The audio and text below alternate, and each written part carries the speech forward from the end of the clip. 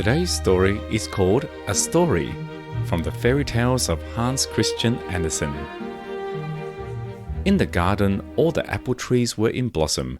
They had hastened to bring forth flowers before they got green leaves, and in the yard, all the ducklings walked up and down. It basked in the sun and licked the sunshine from its own paws. And when one looked at the fields, how beautifully the corn stood and how green it shone without comparison. And there was a twittering and a fluttering of all the little birds, as if the day were a great festival. And so it was, for it was Sunday. All the bells were ringing, and all the people went to church, looking cheerful and dressed in their best clothes. There was a look of cheerfulness on everything. The day was so warm and beautiful that one might well have said, God's kindness to us men is beyond all limits. But inside the church, the pastor stood on the pulpit and spoke very loudly and angrily. He said that all men were wicked and God would punish them for their sins, and that the wicked, when they died, would be cast into hell to burn forever and ever.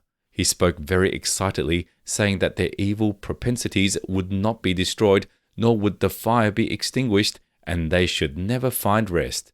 That was terrible to hear, and he said it in such a tone of conviction. He described hell to them as a miserable hole where all the refuse of the world gathers. There was no air beside the hot burning sulphur flame, and there was no ground under their feet. They, the wicked ones, sank deeper and deeper, while eternal silence surrounded them.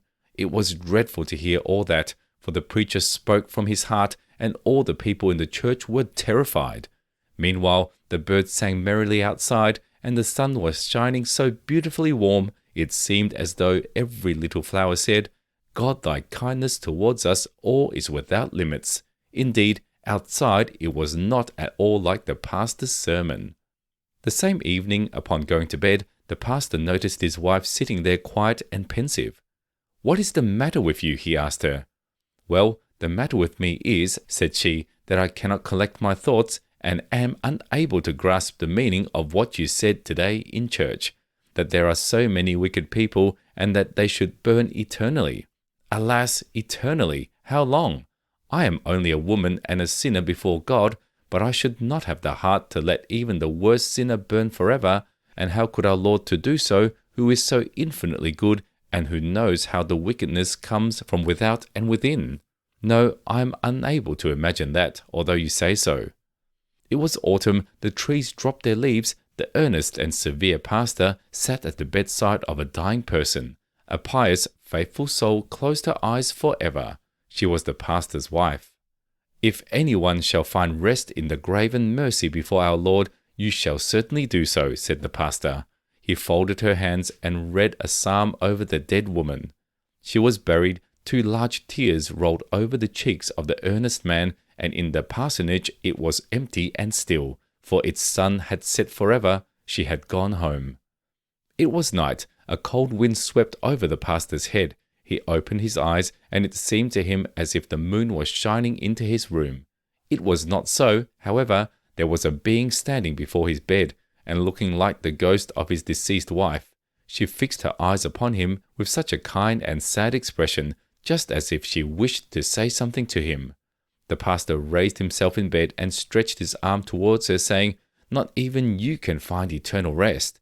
You suffer, you best and most pious woman. The dead woman nodded her head as if to say, Yes, and put her hand on her breast.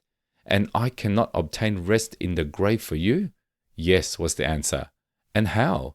Give me one hair, only one single hair from the head of the sinner for whom the fire shall never be extinguished, of the sinner whom God will condemn to eternal punishment in hell.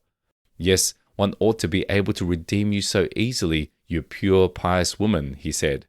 Follow me, said the dead woman. It is thus granted to us. By my side, you will be able to fly wherever your thoughts wish to go.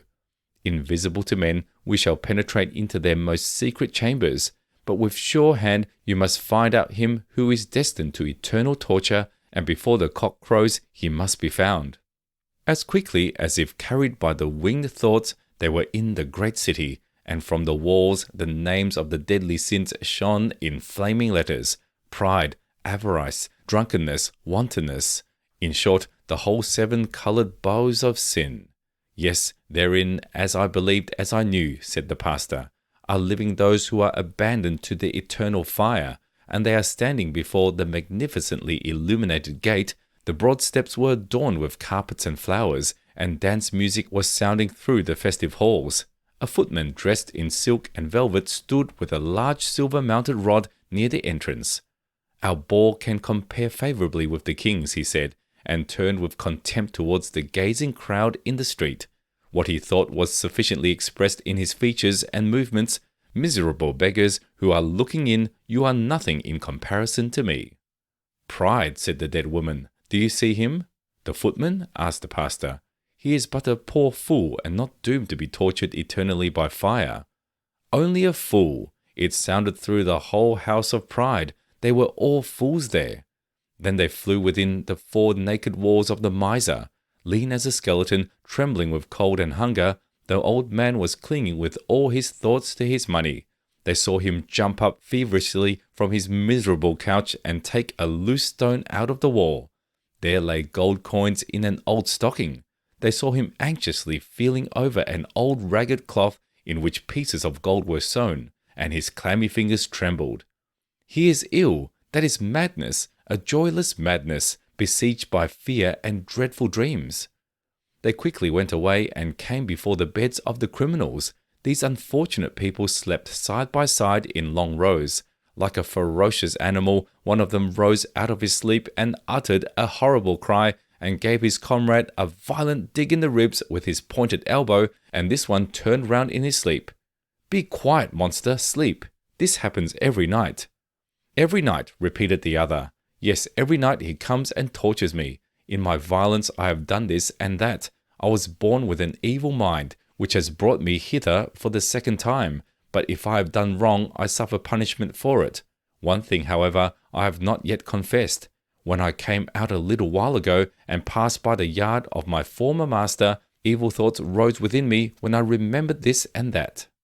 I struck a match a little bit on the wall. Probably it came a little too close to the thatched roof. All burnt down. A great heat rose, such as sometimes overcomes me. I myself helped to rescue cattle and things. Nothing alive burnt except a flight of pigeons, which flew into the fire, and the yard dog, of which I had not thought. One could hear him howl out of the fire, and this howling I still hear when I wish to sleep, and when I have fallen asleep, the great rough dog comes and places himself upon me, and howls, presses, and tortures me. Now listen to what I tell you. You can snore. You are snoring the whole night, and I hardly a quarter of an hour. And the blood rose to his head of the excited criminal. He threw himself upon his comrade and beat him with his clenched fists in his face. Wicked Matt has become mad again, they said amongst themselves. The other criminals seized him, wrestled with him, and bent him double, so that his head rested between his knees, and they tied him so that the blood almost came out of his eyes and out of all his pores. You are killing the unfortunate man, said the pastor, and as he stretched out his hand to protect him who already suffered too much, the scene changed. They flew through rich halls and wretched hovels, wantonness and envy, all the deadly sins passed before them. An angel of justice read their crimes and their defense. The latter was not a brilliant one, but it was read before God, who reads the heart, who knows everything, the wickedness that comes from within and from without, who is mercy and love personified. The pastor's hand trembled. He dared not stretch it out. He did not venture to pull a hair out of the sinner's head, and tears gushed from his eyes like a stream of mercy and love, the cooling waters of which extinguished the eternal fire of hell. Just then the cock crowed. Father of all mercy, grant thou to her the peace that I was unable to procure for her. I have it now, said the dead woman. It was your hard words, your despair of mankind, your gloomy belief in God and his creation, which drove me to you. Learn to know mankind. Even in the wicked one lives a part of God, and this extinguishes and conquers the flame of hell. The pastor felt a kiss on his lips. A gleam of light surrounded him. God's bright sun shone into the room, and his wife, alive, sweet, and full of love, awoke him from a dream which God had sent him. We hope you enjoyed the story. Subscribe for more. See you next time.